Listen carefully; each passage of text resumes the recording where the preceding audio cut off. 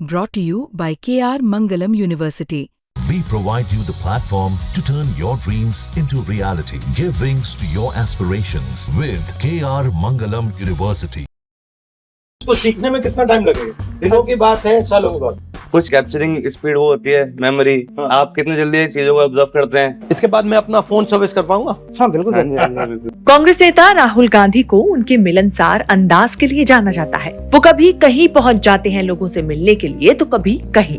इस बार राहुल गांधी देश के सबसे बड़े इलेक्ट्रॉनिक मार्केट यानी दिल्ली के नेहरू प्लेस पहुंच गए, जहां हजारों की भीड़ राहुल गांधी की एक झलक पाने के लिए बेकरार दिखी।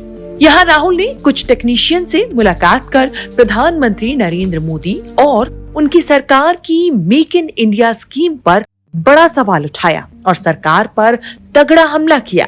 राहुल ने कहा कि भारत में मोबाइल और इलेक्ट्रॉनिक सामान सिर्फ जोड़े यानी कि असेंबल किए जा रहे हैं, लेकिन असली मैन्युफैक्चरिंग नहीं हो रही है। उन्होंने ये भी कहा कि मेक इन इंडिया योजना का वादा था कि देश में फैक्ट्रियां लगेंगी और युवाओं को रोजगार मिलेगा, लेकिन ऐसा हुआ नहीं। राहुल की टेक्नीशियन से आम बातचीत ने सरकार की नीतियों पर सवाल उठाया और इसी बातचीत में राहुल ने कहीं न कहीं ये सवाल पूछ लिया कि बड़े बड़े वादों के बावजूद देश में फैक्ट्रियां नहीं बढ़ी, बेरोजगारी बढ़ गई और भारत का मैन्युफैक्चरिंग सेक्टर अब बहुत कमजोर हो चुका है।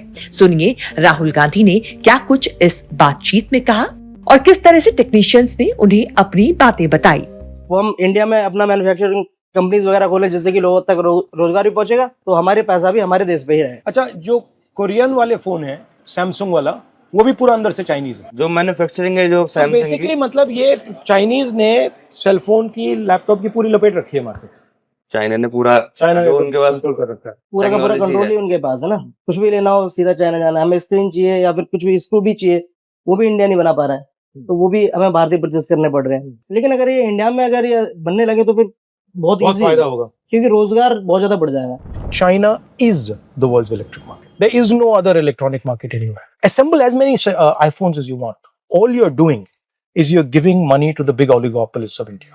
कांग्रेस और राहुल गांधी के सोशल मीडिया के एक्स हैंडल से इस बातचीत के वीडियो को शेयर किया गया है। ये वीडियो फिलहाल तेजी से वायरल है।